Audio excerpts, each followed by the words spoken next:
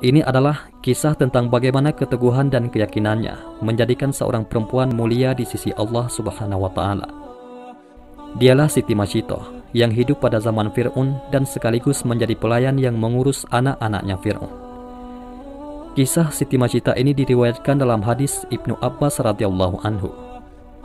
Ketika Rasulullah SAW berisra Mi'raj, beliau mencium aroma sangat harum.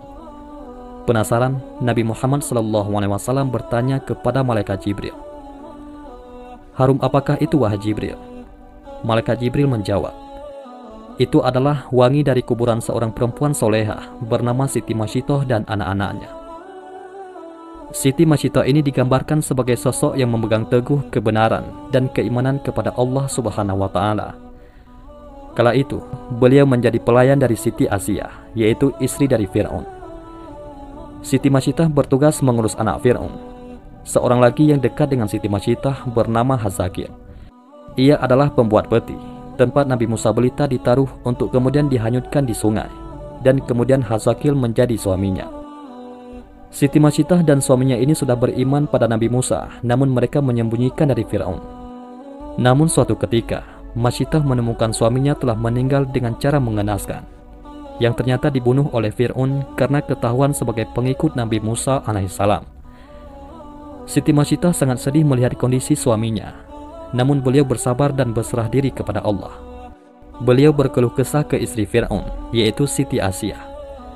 Sang istri raja ini pun memberikan nasihat agar Masyitoh dan anak-anaknya sabar. Namun, beliau bisa membaca isyarat dari Siti Masyitoh yang beriman kepada Allah. Di akhir nasihatnya, Asiyah mengatakan bahwa selama ini dia juga beriman kepada Allah, tapi menyembunyikan di hadapan suaminya. Sepeninggalan suaminya, seperti biasa, Masyitoh menjalankan tugasnya sebagai perias putri Fir'aun. Ada kisah sepele, tapi berdampak besar. Gara-gara sisir yang terjatuh, akhirnya terungkap jati diri Masyitoh. Saat itu Masyitoh sedang menyisir rambut anak Fir'aun. Tiba-tiba sisir dalam genggamannya terjatuh. Ketika mengambil lagi sisir tersebut, bibirnya refleks mengucap Bismillah. Ucapan itu membuat anak Fir'aun terkejut. "Apakah ucapan yang kamu maksud adalah bapakku?" tanya anak Fir'aun. Siti Masyitoh dengan jujur mengatakan bahwa maksud kata itu ialah Tuhan sesungguhnya, bukan ditujukan untuk Fir'aun, yaitu Rabbku, juga Rabb ayahmu, yaitu Allah, karena tiada Tuhan selain Allah, kata Siti Masyitoh. Jawaban itu membuat anak Fir'aun tersinggung. Berarti ada Tuhan lain kecuali bapaknya. Anak Fir'aun itu mengancam melaporkan keyakinan Masyitoh tersebut kepada bapaknya. Namun Masyitoh tak gentar, karena ia yakin Allah adalah Tuhan yang sebenarnya, bukan Fir'aun. Laporan anaknya membuat Fir'aun murka. Ia tidak menyangka pengasuh anaknya adalah pengikut Nabi Musa. Masyitoh dipanggil, lalu ditanya oleh Fir'aun, "Apakah benar apa yang disampaikan anakku? Siapakah Tuhan yang engkau sembah selama ini?" Masyitoh tidak mengelak tuduhan itu. Dengan tegas ia mengatakan, "Betul, bahwa tiada Tuhan selain Allah yang sesungguhnya menguasai alam dan isinya." Jawaban itu membuat Fir'aun semakin marah. Dia memerintahkan para pengawal menyiapkan minyak mendidih di dalam tembaga besar. Wadah panas itu menggodok Masyitoh beserta anak-anaknya. Pemandangan itu disaksikan masyarakat luas. Sebelum dimasukkan ke minyak panas, Masyitoh diberi kesempatan sekali lagi untuk memilih. Dia dan dua anaknya selamat jika mengakui Fir'aun sebagai Tuhan.